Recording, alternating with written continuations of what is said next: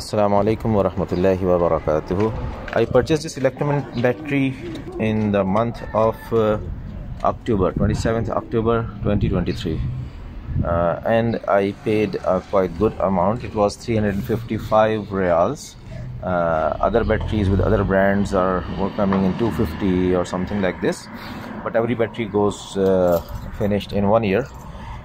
So this one had the warranty of 15 months. I purchased this, and after 10 months, that is in August, it is stopped starting and I had to change it. I quickly went to Petromin and they changed it, and in October it was gone.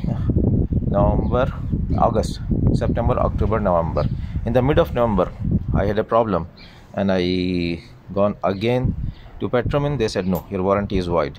Even my first warranty that I purchased is still available till January 2024, but they are not paying me that. So advice is, don't get this Electromin battery. Other than that, Petromin is good, but for this battery warranty, I don't agree. I have written them, but they have not responded to any of my complaint. Okay, so advice is not to use this battery. Jazakumullah khair. Thanks for watching. Assalamu alaikum wa rahmatullahi wa barakatuh.